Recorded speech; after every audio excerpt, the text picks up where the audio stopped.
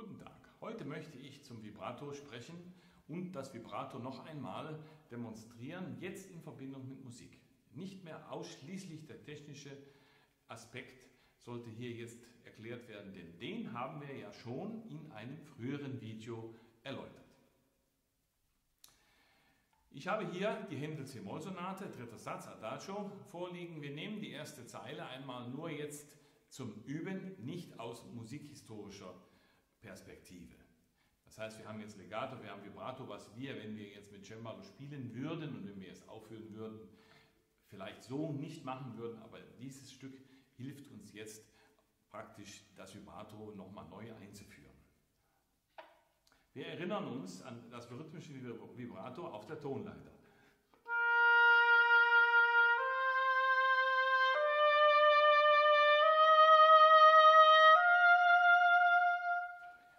Jetzt versuchen wir, dieses rhythmische Vibrato auf der Tonleiter etwas zu minimieren, das heißt die Amplitude kleiner zu machen und vielleicht auch den Rhythmus nicht mehr ganz so deutlich.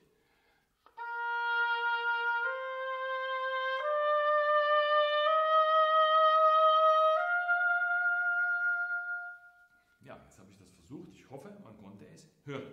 Jetzt haben wir die Händel C-Moll-Sonate, den Anfang, nicht? Machen wir einmal ohne Vibrato.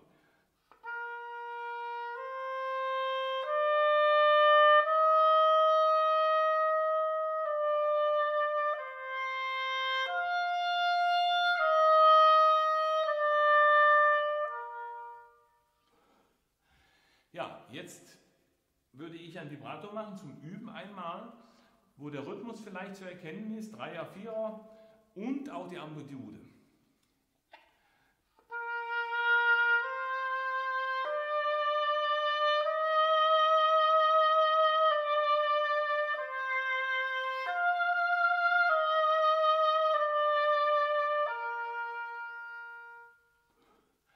Jetzt würde ich die Amplitude reduzieren und auch den Rhythmus jetzt so variieren, dass er nicht mehr so deutlich hörbar und fühlbar ist.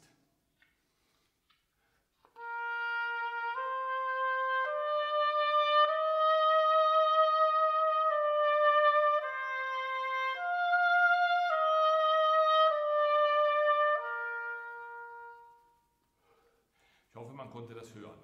Der Unterschied ist fast hier kaum zu hören, ob man mit oder ohne Vibrato spielt. Das Vibrato belebt den Ton ein wenig, es macht ihn vielleicht etwas interessanter, je nachdem auch welche Akustik vorherrscht, mehr oder weniger. Ich mache einmal nochmal diese Phrase ohne Vibrato, damit man nochmal den Vergleich hat.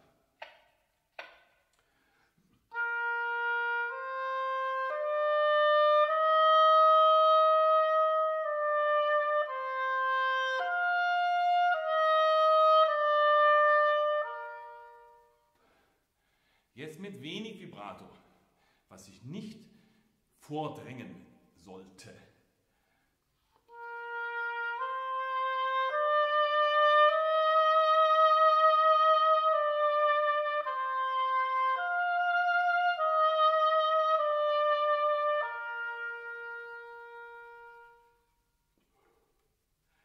Ja, jetzt habe ich noch ein zweites Stück mitgebracht. Nehmen wir mal den Anfang von der Saison-Sonate für Oboe und Klavier, den zweiten Satz, Ad libitum, die erste Phrase. Hier haben wir einmal Viertelnoten im Ad libitum und dann haben wir die 32. Noten und die 16. Noten. Bei 32. und 16. Noten würde ich eigentlich wenig oder gar kein Vibrato machen und bei den anderen eben ein feines Vibrato, was eben diesen zarten Charakter dieses Beginnes nicht stört. Ja, also wenn wir es ohne Vibrato haben,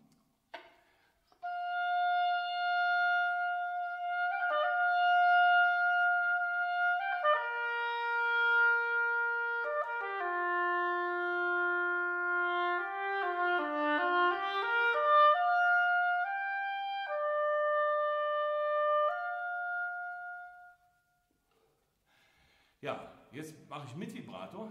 Vielleicht kann man eine kleine Vorübung noch machen, dass man das F mit Vibrato hält, ein Viertel ungefähr, und dann mal ein Viertel ohne und dann wieder ein Viertel mit, nicht?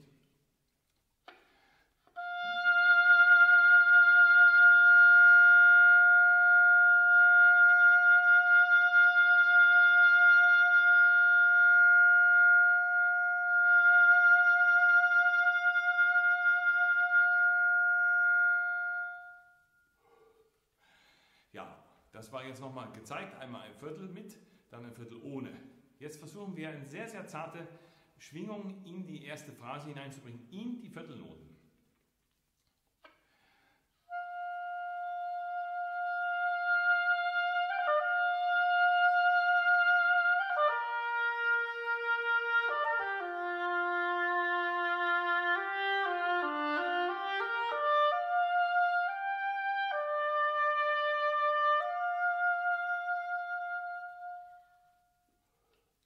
Ich hoffe, man konnte das Vibrato überhaupt hören. Es war hier sehr, sehr wenig. Ja, ich zeige einmal nochmal die ersten paar Momente ohne Vibrato und dann nochmal mit Vibrato, dass man nochmal den Vergleich hat.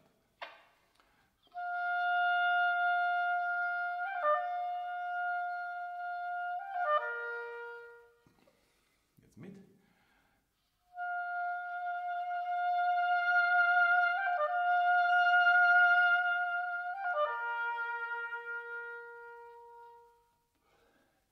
Ja, dann habe ich noch ein kleines Stück mitgebracht. Noch einmal für das zarte Vibrato. Das ist jetzt von Robert Schumann aus 5 Stücke im Volkston, die Nummer 2, der Anfang. Wir spielen einmal ohne Vibrato und dann schauen wir.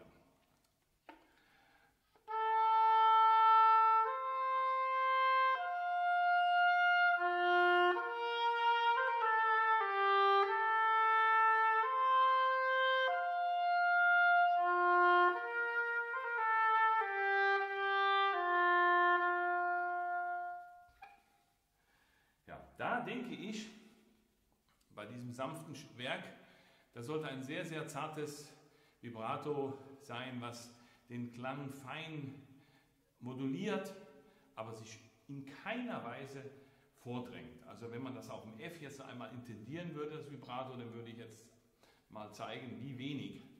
Ohne Vibrato wäre mit.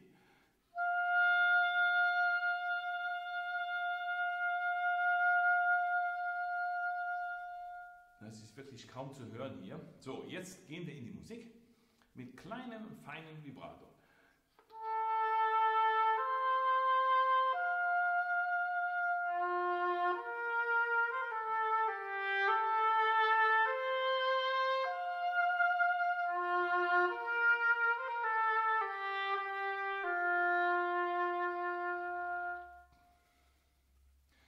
Ja, das war jetzt hier auch wieder sehr, sehr zart. Ich spiele einmal noch die erste Phrase, die ersten 2, 3 Takte ohne Vibrato und dann nochmal mit, dass man nochmal den Vergleich hat. Es ist wirklich sehr, sehr minimal, aber meiner Meinung nach macht es doch einen großen Unterschied.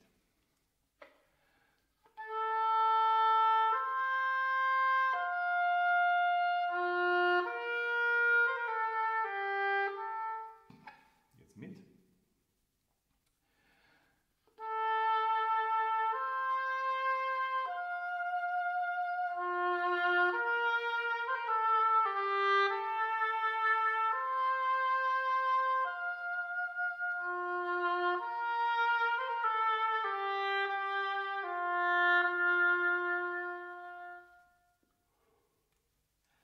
Ja, jetzt habe ich noch 1, 2 Stellen mitgebracht, wo ich denke, jetzt mal am Anfang für die ersten Einführungen Vibrato in die Musik, dass wir zeigen können, wo auch etwas intensiveres Vibrato vielleicht denkbar wäre. Zum Beispiel der Anfang von der Eroica, 2. Satz, das Oboen-Solo, dieser Trauermarsch.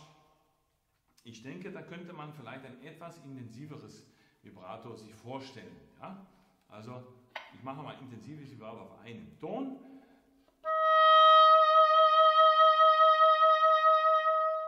So ungefähr.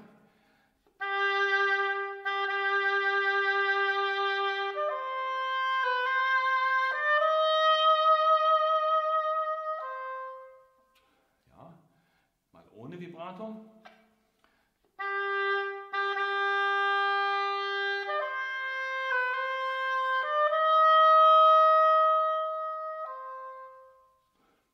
Auch schön. Jetzt mit Vibrato noch einmal.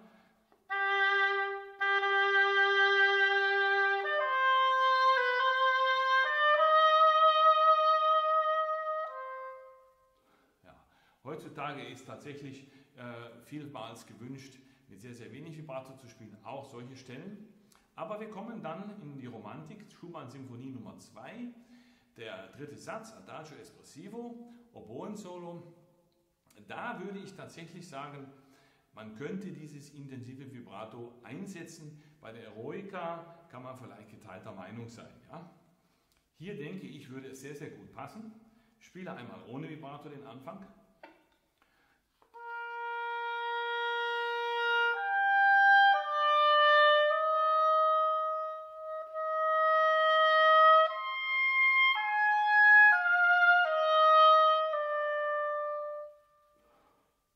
Ja, jetzt würde ich das mal mit Vibrato spielen, mit diesem intensiveren.